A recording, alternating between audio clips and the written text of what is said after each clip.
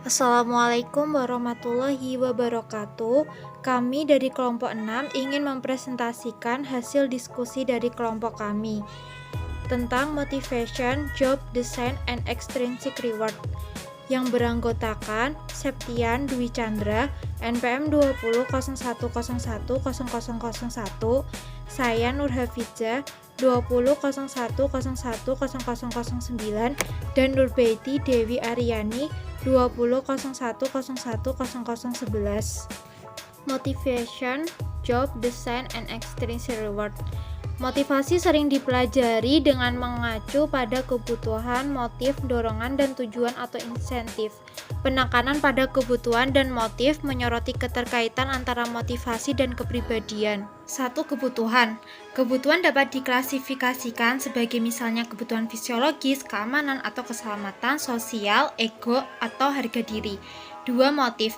Motif terdiri dari keadaan batin yang memberi energi, mengaktifkan dan mengarahkan perilaku individu saat ia berusaha untuk mencapai tujuan atau memperoleh insentif. 3. Drive. Drive konsep dorongan adalah fitur penting dari banyaknya teori motivasi dan terkait dengan teori belajar. 4. Frustasi. Ketika individu berada dalam kondisi dorongan untuk mencapai tujuan tertentu yang akan memuaskan kebutuhan yang kurang. 5. Gairah dan emosi. Talamus dan formasi retikular memberikan pengaruh pada mekanisme gairah. T-talamus adalah titik fokus kegembiraan dan depresi, kesenangan dan rasa sakit. 6. Tujuan atau insentif. Tujuan atau insentif memuaskan atau mengurangi perilaku yang terkait dengan dorongan tersebut. Teori kebutuhan termasuk dalam kategori teori konten motivasi, menjelaskan motivasi dalam hal apa yang membangkitkan dan memberi energi pada perilaku. 1. Hierarki kebutuhan. Hierarki kebutuhan terdiri dari lapisan kebutuhan akan aktualisasi diri, akan penghargaan, cinta dan rasa memiliki, rasa aman, dan untuk bertahan hidup. 2. Kebutuhan fisiologis. Sehubungan dengan beberapa kebutuhan fisiologis ada respon otomatis tertentu terhadap ketidakseimbangan internal dalam tubuh manusia. 3. Kebutuhan keamanan, yaitu kebutuhan rasa aman meliputi keamanan fisik, keamanan emosional, keamanan pekerjaan, rutinitas yang nyaman dan dapat diprediksi, dan keinginan untuk perlakuan yang adil dan keadilan di tempat kerja. 4. Kebutuhan afiliasi atau kebutuhan sosial, termasuk kontak sosial, milik kelompok, persahabatan, dan cinta. Motivasi sosial juga digambarkan sebagai ketergantungan dominasi hubungan pribadi. Yang kelima, kebutuhan harga diri, yaitu tingkat berikutnya dalam hierarki berkaitan dengan kebutuhan penghargaan, dibagi menjadi harga diri dan penghargaan dari orang lain. Yang keenam, kebutuhan aktualisasi diri. Di puncak piramida adalah aktualisasi diri kebutuhan, menyiratkan pemenuhan diri yang berasal dari pencapaian setelah keberhasilan pencapaian. 1. Teori E.R.G. Alderfer 1972 mengusulkan teori hierarki terdiri dari 3 kategori kebutuhan. 1. Keberadaan yang berhubungan dengan kebutuhan fisiologis Maslow dan kebutuhan keamanan tertentu. 2. Keterkaitan, kebutuhan yang berkaitan dengan keamanan sosial dan beberapa kebutuhan yang penghargaan Maslow, khususnya kebutuhan akan hubungan interpersonal. 3. Pertumbuhan, kebutuhan yang berkaitan dengan harga diri dan kebutuhan aktualisasi diri Maslow, khususnya kebutuhan untuk pertumbuhan pribadi dan kemampuan untuk melatih kreativitas seseorang. 2. Motivasi berprestasi. Seseorang dengan motif untuk mencapai cenderung untuk mempertahankan tujuannya sesuai dengan beberapa standar keunggulan. 6. Komponen konstruk motivasi berprestasi. 1. Etos kerja. 2. Mengejar keunggulan. 3. Aspirasi status. 4. Penguasaan. 5. Daya saing. Dan 6. Sifat ingin tahu. 3. Teori faktor ganda. Karya Herzberg 1966 konsisten dengan teori Maslow dan Missy Cleland. Teori 2 faktor didasarkan pada bukti empiris yang cukup besar dan dibangun di atas prinsip bahwa orang termotivasi terhadap apa yang membuat mereka merasa baik dan jauh dari apa yang membuat mereka merasa buruk. 4. Teori X dan Y. Teori X adalah keyakinan bahwa orang secara alami malas dan tidak mau bekerja dan harus disuap, ditakuti, atau dimanipulasi. Jika mereka ingin melakukan upaya apapun, ini dikontraskan dengan perspektif orang yang optimis, teori Y. Pandangan ini mungkin dipegang oleh seorang manajer yang percaya pada penyediaan perangkat motivasi. Pandangan teori Y menyatakan bahwa bekerja sama alaminya dengan bermain kapasitas untuk memikul tanggung jawab untuk mengarahkan upaya sendiri secara luas, tidak sempit didistribusikan dalam populasi, dan jika orang pasif, lamban, dan tidak bertanggung jawab pada pekerjaan itu karena pengalaman mereka dalam organisasi dan bukan karena beberapa bawaan manusia. 5. Teori evaluasi kognitif, yaitu hubungan antara penghargaan intrinsik dan ekstrinsik dikembangkan. Disarankan bahwa jika ada terlalu banyak keasikan dengan imbalan ekstrinsik, ini dapat menyebabkan efek yang merugikan sejauh daya tarik penghargaan intrinsik yang bersangkutan. Teori proses kognitif. Yang pertama, penetapan tujuan. Teori penetapan tujuan telah signifikan dalam mempromosikan pemahaman tentang motivasi kerja. Yang kedua, kekhususan tujuan, sama dengan definisi target yang akan diarahkan kinerjanya. Yang ketiga, model latent dan loop. Model penetapan tujuan yang diperluas dan dirancang untuk mencerminkan kompleksitas penetapan tujuan dalam organisasi yang diusulkan oleh Loop dan Latham pada tahun 2006. Yang keempat, penerimaan tujuan dan komitmen tujuan. Penerimaan tujuan adalah sejauh mana seseorang menerima tujuan sebagai hal yang sah untuknya. Yang kelima, partisipasi. Partisipasi dalam penetapan tujuan dalam eksperimen laboratorium dan lapangan adalah peningkatan gaya yang berarti hanya memberitahu orang-orang tentang tujuan yang diberikan kepada mereka.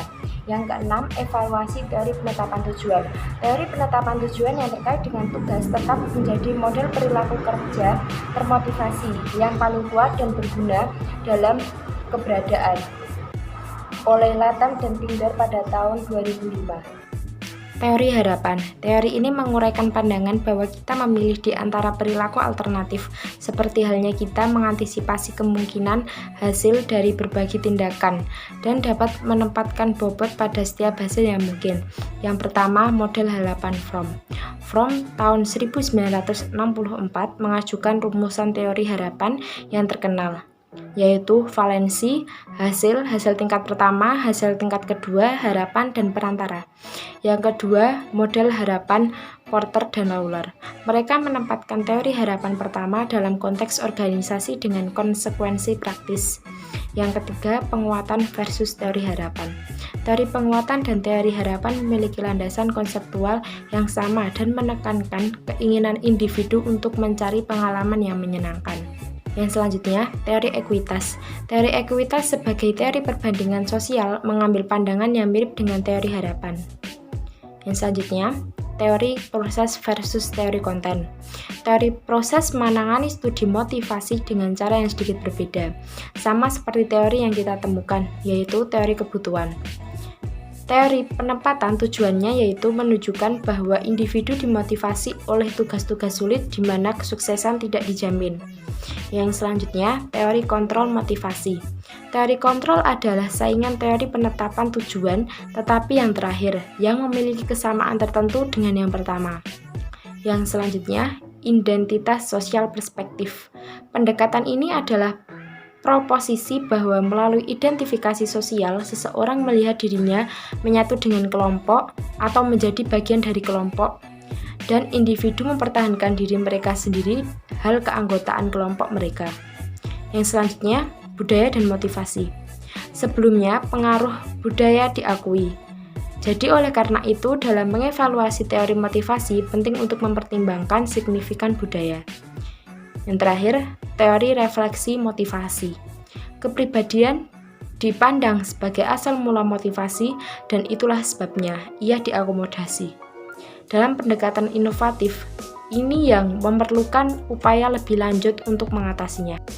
Desain pekerjaan. Desain pekerjaan sangat mengacu pada teori motivasi dan sampai batas tertentu pada teori organisasi.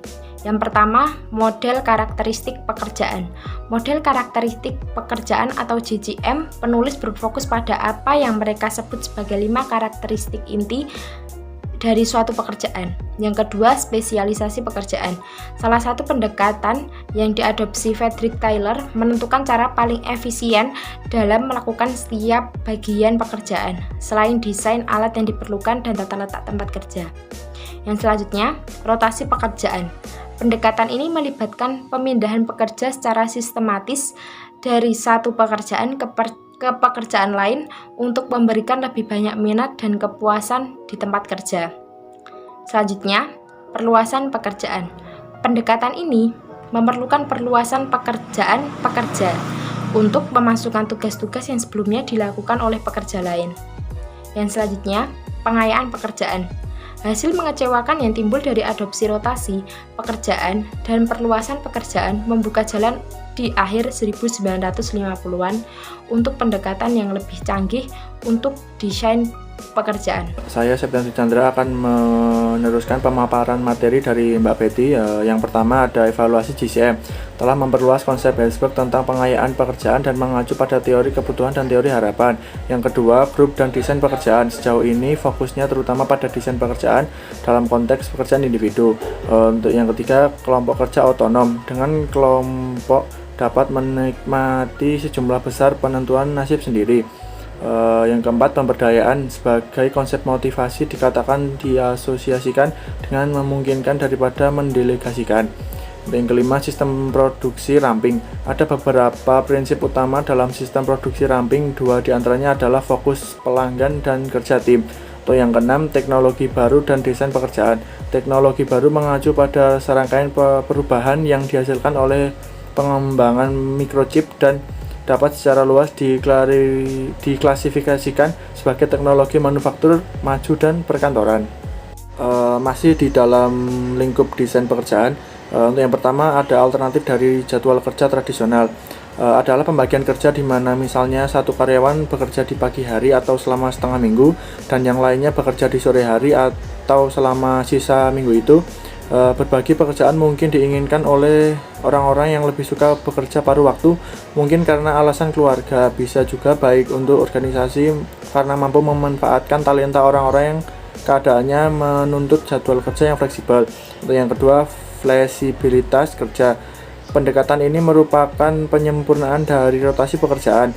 Prinsip utama dari pendekatan ini adalah menguntungkan organisasi jika karyawan dilatih untuk melakukan sejumlah pekerjaan dan kemudian dapat digunakan sesuai dengan keadaan. Untuk yang ketiga, telekommuting.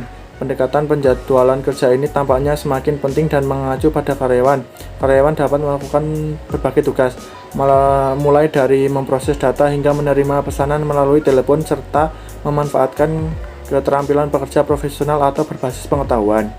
Yang selanjutnya adalah hadiah atau extrinsic. Sistem penghargaan dalam organisasi tersedia bagi manajer untuk menarik, mempertahankan, dan memotivasi orang ke arah yang diinginkan.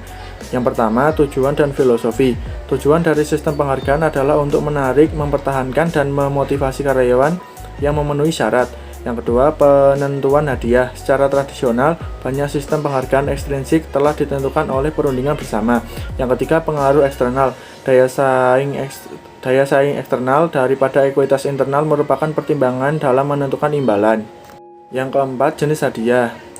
Jenis hadiah di sini ada berbagai macam. Yang pertama, tarif waktu, pembayaran berdasarkan hasil, bonus dan bagi hasil, dapatkan berbagi, rencana opsi saham dan kompensasi jangka panjang, rencana kepemilikan saham, pembayaran terkait kinerja, sistem manfaat yang fleksibel, pensiun dan manfaat lainnya.